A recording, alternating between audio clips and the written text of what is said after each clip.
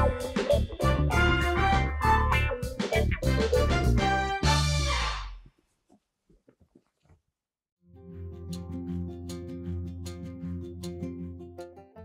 with Chitra, Social Talk.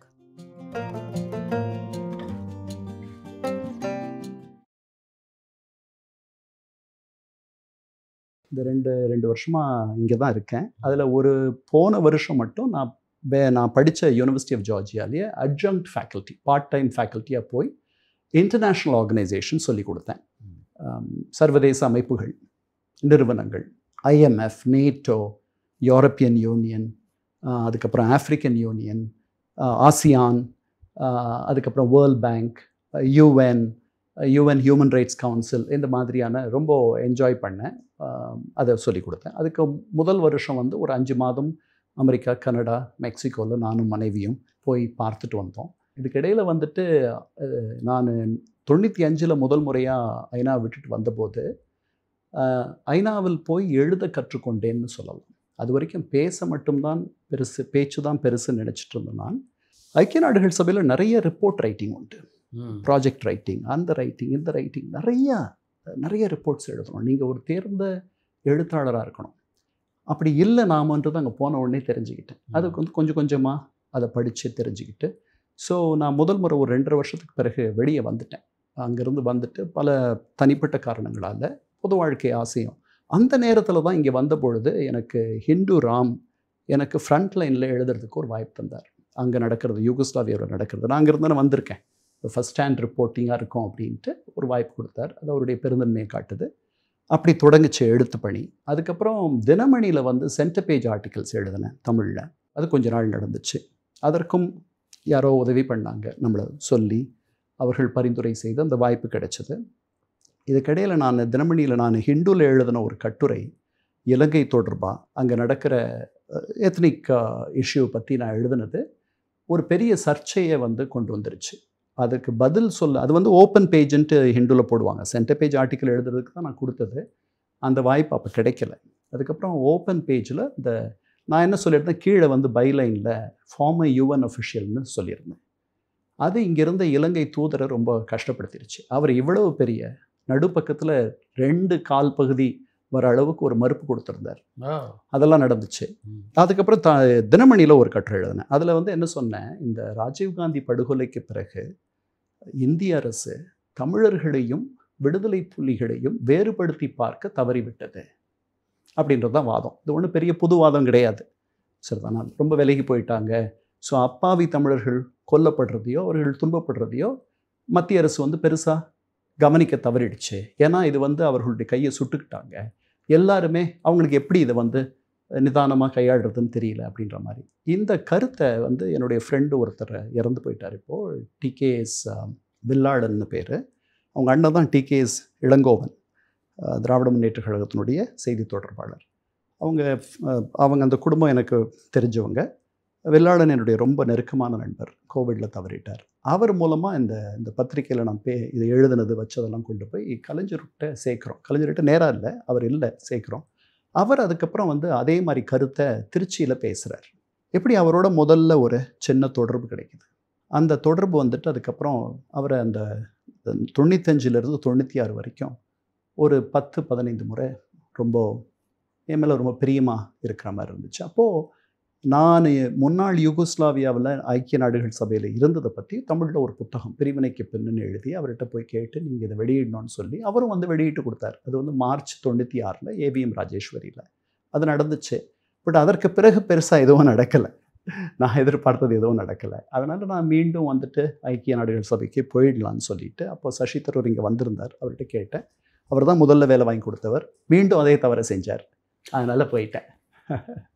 அப்போ போன ஆள் தான். அதுக்கப்புறம் நான் வரலைன்னு வச்சுக்கோமே. இப்போ தான் வந்தேன். இந்த 28 வருஷ பயணத்தில் உங்களால் மறக்க முடியாதது அப்படின்னா எதை சொல்லலாம்? முன்னாள் யூகோஸ்லாவியாவுடைய இயற்கை அழகெல்லாம் ரொம்ப ரொம்ப அற்புதமான நாடு. அது அங்கே இருக்கும்பொழுது தெரியல எனக்கு. நான் பாஸ்டன்லேருந்து குரோவேஷியா போய் இறங்கும் பொழுது ஏதோ ஒரு 200 ஆண்டுகள் பின்னாடி போயிட்ட மாதிரி தோணுச்சு எனக்கு. அதாவது அமெரிக்கா வந்து மிக செல்வம் படைத்த, வளமை கொஞ்சம், எழில் கொஞ்சம் ஒரு நாடு. அங்கேருந்து நீங்கள் இது வந்து second world Yugoslavia, third world கிடையாது, ஃபர்ஸ்ட் வேர்ல்டு கிடையாது. அங்கே போகிறீங்க, அங்கே வந்து ஒரு 1960களுக்கு நீங்கள் போயிட்ட மாதிரி இருக்குது. அங்கே போனால் அந்த கோர்ட்டு, அந்த இது வந்து கம்யூனிஸ்ட் வாடகை எல்லாம் இருக்குது அங்கே. அதை வந்து எனக்கு இன்றைக்கி யோசித்து பார்க்கும்பொழுது இந்த வாய்ப்பெல்லாம் நமக்கு கிடைச்சது, இதெல்லாம் வந்து ஹிஸ்ட்ரி இன் இட்ஸ் மேக்கிங், அதெல்லாம் பார்க்க முடிஞ்சது என்று ஒரு எண்ணம் இருக்குது. சில மிக திறமை படைத்த சில மனிதர்களை நான் ஐக்கிய நாடுகள் சபையில் சந்தித்தேன். என்னுடைய இன்டர்லாக்யூட்டர்ஸ், இப்போது நீங்கள் என்னுடைய எதிர நான் வந்து சந்தித்து அவர்களோட நான் பேசி ஒரு முடிவெடுக்க வேண்டிய அந்த அந்த அரசை சேர்ந்தவர்கள், அந்த வெளியுறவுத்துறையை சேர்ந்தவர்கள், அவர்களில் ரொம்ப பிரில்லியன்ட் மைண்ட்ஸ் பல பேரை பார்த்தேன். நம்ம இந்தியர்களே சில பேர் எனக்கு அங்கே இந்திய தூதர்கள் சில பேர் அறிமுகமானாங்க. பவன் வர்மா பெரிய எழுத்தாளர், அவர் என்னுடைய ஏறக்குறைய ஒரு அண்ணன் மாதிரி ஆயிட்டார். நான் வியக்கிற ஒருத்தர். சசி தரூர் நான் வியக்கிற பலரில் ஒருத்தர். ரொம்ப பெரிய ஆளுமைகள் இவர்களெல்லாம். இவர்கள்ட்டிருந்து நிறைய கற்றுக்கணும். அவர்கள் மாதிரி அவ்வளவு அழகாக பேசுவதற்கும் எழுதுவதற்கும் பிறந்து வர வேண்டும். அவர்கள் மொழியை ஆள்வது எப்படின்ற மாதிரி பார்க்கும்போது எவ்வளோ அழகாக ஆள்றாங்கன்ட்டு.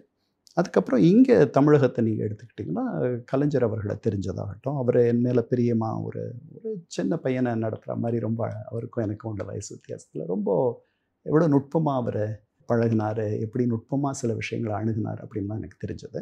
இந்த மாதிரி சில ஆளுமைகள், சில நிகழ்வுகள் ஐக்கிய நாடுகள் சபையில் சின்ன சின்ன உதவிகள் தான் என்னால் பண்ண முடிஞ்சது. என்னுடைய வேலையில் ஒரு துன்பப்படுற ஒரு அகதி குடும்பத்துக்கு சின்னதாக ஒரு உதவி பண்ண முடிஞ்சது. ஒரு மூடி இருந்த 30 வருஷங்களாக மூடி இருந்த ஒரு சர்ச்சை ஒரு நாள் சேவைக்காக, சர்வீஸ்க்காக திறக்க வைக்க முடிஞ்சது. இந்த மாதிரி சின்ன விஷயங்களை தான் ஐக்கிய நாடுகள் சபையால் பண்ண முடியுது. அதுக்கு வந்து இன்னும் பெரிய பலம் வேணும்னா அதனுடைய உறுப்பு நாடுகள் அந்த பலத்தை அதுக்கு தரணும். அந்த மாதிரி ஒரு சின்ன காலம் ஒரு இந்த 90s தொடக்கத்தில் இருந்துச்சு. அதற்கப்புறம் போயிடுச்சு. இன்றைக்கி ரொம்ப வலுவிழந்து ஒற்றுமை இல்லாமல் இருக்குது. இப்போ ஐக்கிய நாடுகள் சபையில் பணியாற்றிய காலகட்டத்திலேயே தமிழ்நாட்டினுடைய அரசியலையும் உன்னிப்பாக கவனிச்சிட்டு இருந்தீங்களா? அதுதான் நான் நம்ம ஹிந்துராம் எழுத வாய்ப்பு கொடுத்தாரு. என் மனசெல்லாம் இங்கே தான் இருந்துச்சு, உடம்பு தான் அங்கே இருந்துச்சு. அதனால் அதுக்கப்புறம் இன்டர்நெட் வந்துருச்சு, அது எளிமையாக்கிடுச்சு. அங்கே இருந்துட்டு இங்கே பார்க்கலாம் அப்படின்றது. ஒரு 2000க்கு பிறகு அது கொஞ்சம் எளிமையாச்சு. அதற்கு முன்னாடி நாம் வழக்கமாக பத்திரிக்கை வந்தால் தான் தெரிஞ்சுக்க முடியும், அல்லது ஃபோன் மூலமாக தெரிஞ்சுக்கிறது, இதெல்லாம் நடந்துச்சு. நான் வண்ணாரப்பேட்டையில் பிறந்ததுனால, அப்புறம் நான் இந்த ஆங்கில பரிச்சயம் இதெல்லாம் இருந்ததுனால, எனக்கு வந்து ஒரு 2000 வாக்கில் ஹிந்துராம் வந்து அண்ணாவினுடைய பிறந்தநாள் அன்னைக்கு ஒரு சென்டர் பேஜ் ஆர்டிக்கல் எழுதுறதுக்கு எனக்கு ஒரு இடம் கொடுத்தார். அண்ணாஸ் மிஷன் இன்கம்ப்ளீட்ன்ற தலைப்பில் அவருடைய பணி இன்னும் முழுமை பெறவில்லை அப்படின்ற மாதிரி எழுதி கொண்டு வந்தேன். அடுத்த ஆண்டும் அதே கொடுத்தார், அதற்கு அடுத்த ஆண்டும் கொடுத்தார். ஒரு 3 ஆண்டுகள் தொடர்ந்து அண்ணாவை பற்றி அவருடைய பிறந்தநாள் அன்னைக்கு நான் எழுதுறதுன்ற மாதிரி ஆச்சு.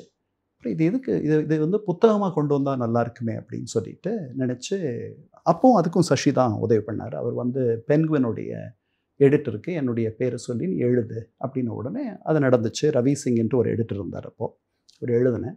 அதுக்கப்புறம் என்ன ஒரு ரெண்டு சாப்டர் எழுதித்தர சொன்னாங்க வரப்போகிற புக்குக்கு. காமினி மகாதேவன்ட்டு என்னுடைய எடிட்டர். அந்த அம்மா வந்து ஆக்சுவலாக she's a Jain, married to Ram Mahadevan சொல்லிட்டு ஒரு தமிழர். அவங்க வந்து நம்ம கோபாலகிருஷ்ண காந்தி இவர்களுக்கெல்லாம் உறவுக்காரர்கள். அந்த மாதிரி தான் எடிட்டர். அற்புதமான எடிட்டர். அவங்க அமெரிக்காவில் படித்தவர்கள். அவங்களுக்கு இப்போ ஒரு 70+ இருக்கும். பெங்களூரில் கூடியிருக்காங்க. அந்த புத்தகம் அப்புறம் அந்த புத்தகத்துக்கு அவங்க ஓகே சொல்லிட்டாங்க. இந்த புத்தகம் வந்துச்சு. அந்த புத்தகத்தை வெளியிட்டு கொடுத்தது வந்துட்டு முன்னாள், இப்போது காலமாயிட்ட முன்னாள் அமைச்சர் மாதவன், அப்புறம் சசி தரூர், அப்புறம் நம்ம இவங்க ஹிந்துராம், வாசந்தி, அவங்கெல்லாம் வந்தாங்க. அப்படி ஒரு விழா நடத்தினோம். அது வந்து அதுக்கப்புறம் நான் பெரியாரை பற்றி எழுதணும் ஆங்கிலத்தில் நினச்சேன். அந்த அண்ணா புக்கு எனக்கு ரொம்ப பிடிச்ச புக்கு. பல பேர் அதை வந்து ரொம்ப சிலாகிச்சு பேசியிருக்காங்க. அண்ணாவுடைய மிஷன் இன்கம்ப்ளீட் அப்படின்னு எழுதியிருந்தீங்கல்ல, எந்தெந்த போர்ஷன்ஸ் இன்கம்ப்ளீட்டாக இருந்தால் நீங்கள் ஃபீல் பண்ணீங்க? ஸ்டேட் அட்டானமி, ரீஜனல் அட்டானமின்னு எடுத்துக்கலாம். ஏன்னா இது வந்து நாம் இந்த குவாசை ஃபெடரல் அமைப்பில் நமக்கு இருக்கக்கூடிய அதிகாரங்கள் ரொம்ப குறைச்சல் தான். நம்மால் இன்னும் நிறையா வறுமை, அந்த நான் எழுதின காலங்களில் தமிழகம் வந்து பின்னாடி, இந்தியா முழுக்கவே பின்னாடி இருந்த நேரம். நம்ம இது கம்ப்ளீட்டாக இங்கே வந்து பாவர்ட்டி எராடிகேட் பண்ணலை. எல்லாரும் உயரணும், எல்லாருக்கும் எல்லாம் அப்படின்றது தான் அவருடைய ரொம்ப சிம்பிளாக சொல்கிறதுனா அந்த மெசேஜ். அதில் தமிழன் என்ற அடையாளத்தை கொடுத்தது, அதை வந்து இன்னும் வலுப்படுத்தினது. அது வந்து தமிழ் உணர்வு அப்படின்ற ஒரு சொல்லே வந்து முதல் வழக்குக்கு வந்ததே இந்த திராவிட இயக்கங்களால் தான். அதில் பெரியாருக்கு அந்த தமிழ் உணர்வு என்பதை காட்டிலும் அண்ணாவுக்கு அதை வந்து மக்களிடத்துல கொண்டு போய் சேர்த்ததில் ஒரு பெரிய பங்கு உண்டு. பெரியார் வேறு மாதிரி பண்ணாங்க. அண்ணா வந்து இவ்வளோ அழகாக தமிழ் பேச முடியுமா, இந்த மொழியை இவ்வளோ அழகாக பேச முடியுமான்ட்டு முதல் எல்லாரும் யோசிக்க வைத்தது அவருடைய பேச்சு. அது பல கதவுகளை அவருக்கு திறந்து விட்டது. எங்கெல்லாம் திராவிட இயக்கம் போக முடியாதுன்னு நம்ம நினச்சோமோ அதற்கெல்லாம் முதலில் அவர் அந்த கதவுகளை திறப்பதற்கு வழி செய்தார். கண்ணதாசனே அதை சொல்கிறார். ஸோ அப்படி அமைஞ்சது. அதனால் வந்து இந்த தனித்துவத்தை இந்த குவாசை ஃபெடரல் அமைப்பில் காப்பாற்றிக் கொள்வது என்பது நமக்கு ரொம்ப சிரமம். இந்த 2 லாங்குவேஜ் ஃபார்முலான்னு எடுத்துங்க. இதுக்கெல்லாம் நிரந்தர தீர்வு என்பது வந்துட்டு என்றைக்கும் வரப்போகிறதில்லை. ஏன்னா we are after all 30 பேரில் ஒரு ஆள். நாம 30 ஸ்டேட்ஸ் இருக்குது, 28 ஸ்டேட்ஸும் நம்ம இருக்குது. நமக்கு இருக்க இது வறுமை, பாவர்ட்டி எராடிகேஷன், ஐடென்டிட்டியை காப்பாற்றுறது, அதற்கப்புறம் இன்னும் கொஞ்சம் அதிகாரங்கள், இதுதான் அந்த அந்த பேசிஸில் தான் அவர் கட்சி நடத்துனது. அதுதான் இன்கம்ப்ளீட்னு சொல்ல மாட்டேன். அந்த அண்ணாவை பற்றி உங்களுக்கு வந்து பழக்கம் கிடையாது. அண்ணாவோட உங்களுக்கு நீங்கள் படித்த புத்தகங்கள், கேள்விப்பட்ட தகவலுடைய அடிப்படையில் எழுதப்பட்ட புத்தகம் தானே அது அண்ணாவை பற்றி? இல்லை, அண்ணாவினுடைய எழுத்துக்களே அவ்வளவு இருக்குது. முதல் 90% அவருடைய எழுத்துக்களை பேஸ் பண்ணி தான் நான் எழுதினேன். அவரை பார்க்காதது ஒரு வகையில் நல்லது தான். ஏன்னா இம்பார்ஷியலாக எழுத முடியும்.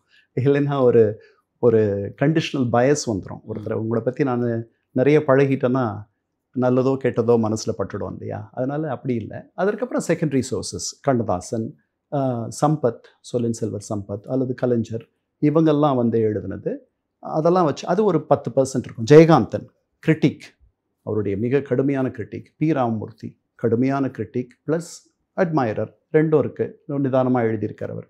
இதெல்லாம் வச்சு எழுதினேன். அதனால் அது வந்து ஒரு நல்ல ரொம்ப நிதானமான ஒரு புத்தகமாக எல்லாராலையும் பார்க்கப்பட்டுச்சு.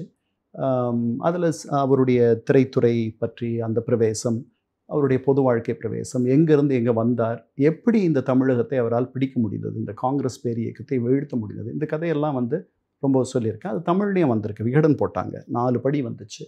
அப்புறம் இப்போ வேறு ஒருத்தர் போடுறதுக்கு இருக்காங்க. அண்ணாவை பற்றி இவ்வளோ படித்தது மூலம் நீங்கள் புரிந்து கொண்டது அப்படின்னா சுருக்கமாக என்ன சொல்லலாம்?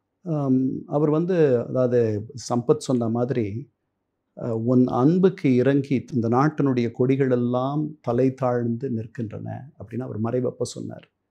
அதாவது குடும்ப பாசம் அப்படின்ற ஒரு புதிய தத்துவத்தை அதற்கு முன்னாடியும் பின்னாடியும் யாரும் பொலிட்டிக்கல் ஆர்கனைசேஷன் மொபிலைசேஷனில் பண்ணதே கிடையாது. அது எல்லாரும் அண்ணன் முறை, மாமா முறை, மச்சான், அக்கா, அண்ணி, கட்சியை ஒரு குடும்பமாக்கியவர். ஆமாம், அவர் தான் அந்த குடும்பத்தினுடைய மூத்த அண்ணன். அவர் அப்படித்தான் எல்லாருக்கும் இருந்தார். ஸோ அவரே சொல்கிறார், எஸ்எஸ்ஆருடைய சின்ன பையனும் வந்தாங்க என்னை பார்க்குறதுக்கு. எஸ்எஸ்ஆருக்கும் நான் அண்ணா, அந்த குட்டி பையனுக்கும் நான் அண்ணா அப்படின்றார். ஸோ அவருக்கு பேர் அப்படி அமைஞ்சு போச்சு. அதனால் வந்து அந்த பாசம், அவருடைய எளிமை, அதற்கப்புறம் வந்து I think he was sincere. இந்த தமிழக மக்களை நம்ம மேலே கொண்டு போகணும்னு நினச்சார். அதில் அவரோட கூட வந்தவர்கள் எல்லாரும் அவருடைய கெப்பாசிட்டியோ அல்லது அவருடைய அந்த பொதுவாழ்வு அர்ப்பணமோ அல்லது அந்த ஆனஸ்டியோ இருந்துச்சான்றது எனக்கு பெருசாக தெரியல. அது அப்படி நடந்துடும். இப்போ காந்தியோட வந்தவர்கள் கூட பெரிய தலைவர்களோடு வருபவர்கள் அத்தனை பேரும் அவர்களுடைய திறன் படைத்தவர்களாக இருக்கிறதுக்கு வழி கிடையாது. அதுதான் பெரியார் சொல்கிறார். அவங்க பிரிஞ்சு போகும் பொழுது இவங்கெல்லாம் ரொம்ப எளிய குடும்பத்திலேருந்து வரவங்க. ஜலகண்டபுரம் கண்ணன்கிட்ட சொல்கிறார், ரொம்ப எளிய குடும்பத்திலேருந்து வரவங்க, இவங்க நாளைக்கு பின்னாடி வந்து ஏதாவது தப்பு பண்ணிடுவாங்க அதிகாரத்துக்கு வந்தாங்கன்னா. அதனால தான் நான் அதிகார அரசியல் வேண்டான்னு சொல்கிறேன். இவங்க அப்படி பண்ணிட்டாங்கன்னா என்னுடைய கொள்கைகளுக்கு ஊனம் வந்துடும் அப்படின்னு சொல்கிறார். அறிஞர் அண்ணாவை தொடர்ந்து கலைஞரை சந்தித்து பேசக்கூடிய வாய்ப்பு உங்களுக்கு கிடைச்சது? ஆமாம், 95, 96 அந்த நேரங்களில் ஒரு 10-15 தடவை பார்த்து பேசியிருக்கேன். அவர் ரொம்ப பிரியமாக நான் ரொம்ப சின்ன பையன் இல்லையா, அதனால் நான் சொல்கிறதெல்லாம் கேட்டுக்குவார், அப்படியே பார்ப்பார். அந்த மாதிரி நான் போய் கேட்டேன் ஒரு நாள். நான் அந்த மாதிரி ஒரு புத்தகம் எழுதி, அது கட்சி ஆஃபீஸில் தான் எல்லோரும் உட்கார்ந்துருக்குறாங்க, கட்சி தலைவர்கள் எல்லாம். நான் உள்ளே போயிட்டு இளங்கன்று பயமறியாது மாதிரி நான் உள்ளே போயிட்டு, தலைவர் இந்த மாதிரி நான் ஒரு புத்தகம் எழுதியிருக்கேன், நீங்கள் தான் வந்து வெளியிடணும், அதுக்கு என்ன பண்ணிடுறேன்ட்டார். முடிஞ்சு போச்சு. அப்படி தான் டேட் வாங்கினது அவர்கிட்ட. அண்ணாவை பற்றி புத்தகம்? இல்லை இந்த யூகோஸ்லாவியா பற்றி புத்தகம். அண்ணாவை பற்றி நான் ஹிந்துவில் எழுதின கட்டுரைகளை வந்து அவர் ராம் கிட்ட சிலாகிச்சு ஒரு தடவை பேசினதை ராம் எனக்கு சொன்னார், எழுதினார். அதெல்லாம் நடந்துச்சு. அதற்கு பிறகு அவரோட தொடர்பு போயிடுச்சு. நான் இங்கே இந்த ஊர்லேயே இல்லையே. அந்த 40 வருஷத்தில் 34 வருஷம் நான் அந்த ஊரில் இல்லை. இப்போ கலைஞரை பற்றி இது மாதிரி ஒரு புத்தகம் எழுதணும்னு உங்களுக்கு தோணும்? இல்லை, அந்த அண்ணா புத்தகத்துலேயே நீங்கள் நிறைய பார்த்தீங்கன்னா அதில் கலைஞரையும் எம்ஜிஆரையும் பற்றியும் நிறைய இருக்கும், தகவல்கள் இருக்கும். கலைஞரை பற்றி எழுதணுன்ட்டு நான் பெரியாரை பற்றி எழுதணுன்னு தான் ஆசைப்பட்டேன். அண்ணா வந்த பிறகு அது வந்து பெஃபிட்டிங்காக இருக்கும், அவருடைய ஆசிரியரை பற்றி எழுதிடுவோம் அப்படின்ட்டு. அதற்கு வாய்ப்பு வரலை. அவர்கள் ஏற்கனவே வேற ஒருத்தரை அதை எழுதுறதுக்கு கொடுத்துட்டாங்க. அதனால் அவர்கள் என்ன பண்ணாங்க, எனக்கு அவங்க ப்ரொப்போஸ் பண்ணாங்க, எம்ஜிஆரை பற்றி நீங்கள் எழுதுங்களேன் அப்படின்னாங்க. எனக்கு ஒரு தயக்கம் இருந்துச்சு. அதாவது என்னுடைய மனதில் கலைஞர் வந்து ஒரு அரசியல் தலைவர், எம்ஜிஆர் வந்து ஒரு அரசியல் தலைவர் அப்படின்னு முழுமையாக என்னால் நான் சொல்கிறது ஒரு 15 ஆண்டுகளுக்கு முன்பு எனக்கு ஒரு சின்ன சந்தேகம். அவர் வந்து ஒரு பெரிய அவரை முழுமையான ஒரு அரசியல் தலைவராக உங்களால் அந்த காலகட்டத்தில் ஏற்றுக்க முடியல. ஒரு தயக்கம் இருந்துச்சு. அதுதான். ஸோ அதனால் இதை எழுதலாமா? அவர் வந்து ஒரு பெரிய நடிகர். அவர் வந்து அவர் அளவுக்கு வந்து மக்களை வந்து ஈர்த்தவர்கள் யாரும் கிடையாது. அவருக்கு இருந்த கரிஸ்மா மாதிரி அன்னைக்கும் சரி அதுக்கு பின்பும் சரி யாரும் இல்லைன்றது தான் என்னுடைய எண்ணம். இதெல்லாம் இருந்துச்சு. அப்படி இருக்கும் பொழுது இதை நம்ம எழுதுறது வந்து இப்போது அண்ணாவை பற்றி எழுதிட்டோம், அடுத்து எம்ஜிஆர் பற்றி தான் எழுதணுமா அப்படின்ற ஒரு எண்ணம் இருந்துச்சு. அப்புறம் அவர்கள் வந்து இல்லை நீங்கள் எழுதுங்கன்னு சொன்னாங்க. அப்புறம் அதை எழுதும்போது எழுதின பிறகும் அப்படியே எனக்கு அவரை பற்றிய எண்ணம் கம்ப்ளீட்டாக மாறி போயிடுச்சு. அவர் ஒரு மிகப்பெரிய அரசியல் தலைவர். இன்றைக்கி தமிழகத்தினுடைய இந்த வளர்ச்சிக்கு 2ஆவதாக அல்லது 3ஆவதாக அடித்தளமிட்டவர் அவர். இன்றைக்கி இவ்வளவு ஹியூமன் ரிசோர்ஸஸில் நம்ம சிறந்திருக்கோம்னா அவர் கொண்டு வந்த +2, அவர் கொண்டு வந்த செல்ஃப் ஃபைனான்சிங் காலேஜஸ் இதுதான். இன்றைக்கி இது வந்து ஒரு மருத்துவ சுற்றுலாவுக்கு ஒரு பெரிய மையமாக இருக்குது இன்றைக்கி. அப்படின்னா அதற்கு காரணம் அவர் தொடக்கத்தில் வந்து அப்பல்லோவுக்கு கொடுத்த அனுமதி. ஹை டெக் ஹாஸ்பிட்டல்ஸ் ப்ரைவேட் செக்டரில் வர்றதுக்கு அவருக்கு முதல்ல தயக்கம் இருந்துச்சு. அதற்கப்புறம் அந்த தயக்கத்தை ஓவர் கம் பண்ணி அவர் பண்ணார்.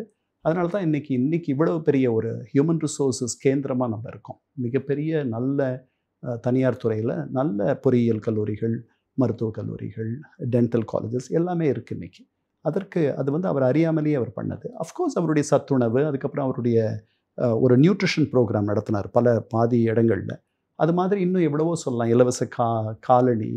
ஸோ அவரை மாதிரி ஒரு மனிதநேயம் மிக்க ஒரு தலைவரை அவரை ரொம்ப அண்டர் எஸ்டிமேட் பண்ணிட்டாங்க பல பேர். அப்படி நான் நினைக்கல. அது நீங்களே ஒரு ஆமாம் நானே வந்து அவர் தலைவர் அல்ல அப்படின்ற மாதிரி எனக்கு தெரியாது. என்னுடைய அறியாமை அதுதான். ஸோ அது வந்துச்சு அந்த புத்தகம். அந்த புத்தகம் படிக்கிறதுக்கு முன்னாடி எம்ஜிஆரை பற்றி உங்களுக்கு இருந்த பிம்பம் வேறு, அந்த புத்தகத்தை எழுதினதுக்கு பின்னால் எம்ஜிஆரை பற்றி உங்களுடைய பிம்பம் அடியோட மாறிடுச்சு. அப்படி நீங்களே உங்களை மாற்றிக்கொள்வதற்கு அவரை பற்றி எந்தெந்த செய்திகள்லாம் முக்கியமான அடித்தளம் அமைச்சு கொடுத்து? இல்லை, அவருடைய வள்ளல் தன்மை பற்றிலாம் அரசல் புரசலாக நம்ம கேள்விப்பட்டிருக்கோம். அதை வந்து இந்த செகண்டரி சோர்ஸஸ் பலதில் நான் படிக்கும் பொழுது வந்துட்டு அப்படியே மெய்மறந்து போயிட்டேன். இப்படியெல்லாம் கூட ஒருத்தர் இருக்க முடியுமா அப்படின்ட்டு. அதில் ஃபஸ்ட் ஹேண்ட் அக்கவுண்ட்ஸ் பலது அவர்களே சொல்கிறாங்க. அது ஒன்று. அதை வந்து உறுதிப்படுத்துச்சு அவருடைய பெரிய பெரிய மனது அவருக்கு. அதற்கு பிறகு நான் சொன்னேன் இல்லையா, அவருடைய ஆட்சி காலத்தில் அந்த 10 ஆண்டுகளில் கிட்டத்தட்ட 10 IAS ஆஃபீஸர்ஸ் வந்து ரிசைன் பண்ணிட்டு போயிட்டாங்க. ஸோ அவரை பற்றி 2 விதமான ஒரு அபிப்பிராயம் உண்டு. அவர் வந்து நிர்வாகத்தை சரியாக ஒரு போதுமான அளவு வந்து அவர் நிர்வாகத்திறன் மிக்கவர் அப்படின்ற ஒரு எண்ணம் பல பேருக்கு கிடையாது. நான் இதை படிக்கும்போது அவருக்கு பின்னாடி உடம்பு முடியாத வந்து ஆட்சி செய்யும்பொழுது வேணாலும் அப்படி இருந்திருக்கலாம். அதற்கு முன்பெல்லாம் அவர் வந்து ரொம்ப நிதானிச்சு எல்லாம் தெரிஞ்சுக்கிட்டு அந்த நிதானம் தான் அவரை வந்து திறன் மிக்கவர் இல்லைன்ற மாதிரி ஒரு அபிப்பிராயத்தை கொண்டு வந்திருக்கும்னு நான் நினைக்கிறேன். he was a very far-sighted man. அவர் வந்து ஒரு 3ஆவது வரைக்கும் தான் படித்தாரே ஒழிய அவரை தேடி பல அறிஞர்களும் அதாவது அவரை தேடி உலகமே வந்துச்சு. அதனால் அந்த பட்டறிவு, அந்த அனுபவம் அவர்கள்ட்டிருந்து அவர் கற்றுக்கிட்டது ரொம்ப பெரிய ஆளுமைகளை அவர் வாழ்க்கையில் அவர் சந்திக்கிறாரு. திரை உலகமாகட்டும் அல்லது பொது வாழ்க்கையிலாகட்டும். அப்புறம் அவருக்கு வந்து அவர் வந்து டேலண்ட் எங்கே இருக்குன்னு கண்டுபிடிச்சி அதை பக்கத்தில் வச்சுக்கக்கூடிய ஆள். அவரோட நிறைய படித்தவர்களை வச்சுருந்தார். அப்புறம் அவர் ஒருத்தர் தான் இந்த ஜாதின்ற கணக்கையே புரட்டி போட்டாள். பெரும்பான்மையாக இருக்கக்கூடிய ஒரு இடத்துல ஒரு சிறுபான்மை சாதியை சேர்ந்த ஒருத்தரை நிறுத்தி அவரை ஜெயிக்க வைப்பார். நீங்கள் திருநெல்வேலி எடுத்துக்கிட்டிங்கன்னா G.R. எட்மண்ட் அவரை நிற்க வச்சு ஜெயிக்க வச்சதாகட்டும். அவரால் மட்டுமே அதை முடிஞ்சது. பின்னாடி இந்த ஜெயலலிதா அம்மையாரும் அது மாதிரி வாணியம்பாடியில் எல்லாரும் முஸ்லீம் கேண்டிடேட்ஸ் போடும்போது ஒரு தடவை அவங்க ஒரு ஹிந்து கேண்டிடேட் போட்டே ஜெயிக்க வச்சாங்க. அவர்கள் அவ்வளவு பெரிய ஆளுமைகள். அதெல்லாம் படிக்க அவரை பற்றி தெரிஞ்சுக்கிறது. அவருடைய திட்டங்கள், அந்த திட்டங்கள்லாம் வந்து இன்றைக்கி வந்து they speak about him, they speak for him, they speak about his legacy. ஏன்னா அதனால் அவருடைய வாழ்க்கையும் அவருடைய பணியும் அவருடைய எண்ணங்களும் தொடாத ஒரு தமிழ் குடும்பம் இருக்க முடியுமா என்று எனக்கு தெரியவில்லை. அதுதான் அவர் மேலே இருக்கு. தமிழ்நாட்டு அரசியலை உன்னிப்பாக பார்த்தபோது எம்ஜிஆர் வந்து திராவிட முன்னேற்ற கழகத்துலேருந்து வெளியேற்றிருக்கக்கூடாது அப்படின்னு உங்களுக்கு தோணிச்சா? இல்லை, அது நடக்க அப்படி பண்ணியிருக்க முடியாது. அது வந்து it's a small regional party. அதாவது ஒரு வாளுடைய ஒரு உரையில் வந்து 2 வாள் இருக்கிறது கஷ்டம். 2 பேருமே அவர்களுடைய முதல் 27 ஆண்டுகளில் ஒருத்தர் துணை பண்ணி ஒன்றா வளர்கிறாங்க. அப்போ they are not in competition. அவர்கள் எடுத்துக்கிட்ட அவர் முழு நேர அரசியல்வாதி. அது யார்? கலைஞர். அதை வந்து திரைத்துறை வந்து அவருக்கு அது ஒரு ஏணியாக இருக்குது. இவர் முழு நேர கலைஞர். அவருக்கு பொது வாழ்க்கையில் இருப்பது பிடிக்கிறது, அந்த வெளிச்சம் அவருக்கு பிடிக்கிறது. சரிதானா? இந்த திமுகவில் சேரக்கூடாதுன்னு நினச்சவர் வந்து ஒத்துக்கிட்டு அதுக்கப்புறம் நடிக்காத போனதெல்லாம் உண்டு இல்லையா? சிவாஜி கண்டே ஹிந்து ராஜ்யம் நாடகத்தில் 44, 45. அதற்கு பிறகு 52, 53 வாக்கில் இந்த கட்சியில் சேர்ந்து இந்த கட்சியினுடைய மேஸ்காட்டாக மாறி போயிடுறார். இருந்தாலும் ஒருத்தர் வந்து உதவுறதுன்றது அது வளர்ந்து வர நேரம். அது 2 பேரும் கடன்பட்டிருக்காங்க. இவர் வந்து அவருடைய எழுத்துக்கு எல்லாவற்றையும் தாண்டி அறிஞர் அண்ணா இருந்தார். அது இருந்துச்சு. அவங்கள வந்து அந்த பேலன்ஸ் பண்ணுற இதெல்லாம் நடந்துச்சு. அதனால் பெரிய ஈகோ இஷ்யூஸ்லாம் இல்லை. ஒரு பெரிய ஆலமரத்து கீழே 2 பேரும் இருக்கலான்ற மாதிரி இருந்துச்சு. எம்ஜிஆருடைய உதவியோடு தான் முதல்வராக அவர் வருகிறார், கட்சி தலைவராக வருகிறார். இது அவரே வந்து சொல்லியிருக்கார், அவங்களே பதிவு பண்ணியிருக்காங்க. ஸோ இதெல்லாம் நடக்குது. எம்ஜிஆரே வந்து சட்டமன்றத்தில் ஆண்டவனேன்னு தான் நாங்கள் 2 பேரும் பேசிக்குவோம், நான் அப்படி தான் கூப்பிடுவேன் அவர்ன்றதை பதிவு பண்ணுறார். ஸோ இதெல்லாம் இருக்குது. ஆனால் இந்த 27 ஆண்டுகளில் அவர்களுக்குள் வந்து எந்த கருத்து மாறுபாடும் வரலை, சிக்கல் இல்லாது இருந்துச்சு அப்படின்லாம் சொல்ல முடியாது. அதுவும் இருந்துச்சு. ஆனால் ஒருவரை ஒருவர் தாங்கி இருப்பதற்கு அவர்கள் தயாராக இருந்தார்கள். அவர்களுடைய காமன் எனிமி வேற ஆட்கள். காங்கிரஸ் ஒரு காமன் எனிமியாக இருந்துச்சு. கட்சிக்குள்ளே வந்துட்டு இவர்கள் இருவருடைய ஆளுமையையும் திரைத்துறையினுடைய ஆளுமையை பிடிக்காத பல பேர் இருந்தார்கள். அவர்களுக்கு தலைமை தாங்கி நடத்தியவர்கள் வந்து சம்பத்தும் கண்ணதாசனும். ஸோ இவர்கள் இருவரும் கூட்டணியாக செயல்பட்டதில் அவங்கெல்லாம் வெளியே போயிட்டாங்க. அவங்கெல்லாம் காமராஜர்கிட்ட போயிட்டாங்க பின்னாடி. இதெல்லாம் நடந்துச்சு. அதற்கு பிறகு கட்சியில் இவர் வந்து 3வது இடத்துக்கு வரார், பொருளாளராக வரார்.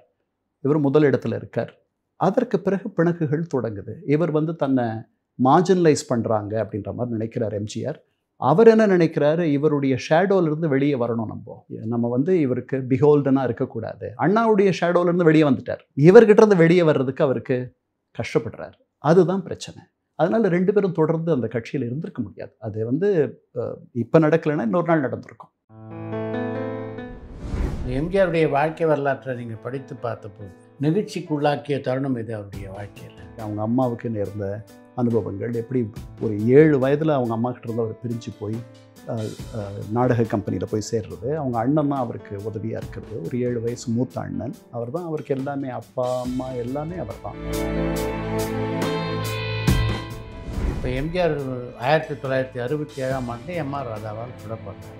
அந்த ராயப்டா ஹாஸ்பிட்டலில் ராதாவை வந்து தள்ளிட்டு வராங்க, எம்ஆர் ராதாவை. அந்த குண்டடிப்பட்ட நேரத்துலையும் படுத்துட்ருக்க ராதா கேட்குறாரு, அறிஞர் அண்ணா எம்ஜிஆரோட தாண்டி நீங்கள் அடுத்து இன்னொரு புத்தகம் எழுதினீங்கன்னா அது இந்த டிஎம்கேஎஸ் தான் நீங்கள் அடுத்து எழுதிய புத்தகம். 1949 திமுக தொடங்கினதுலேருந்து 2024 வரைக்கும் அதில் வந்து குறை நிறையெல்லாம் இருக்கும். ஜெயகாந்தன் அண்ணா மேலே வைத்த அத்தனை கிரிட்டிசிசமும் வச்சுருக்கேன்.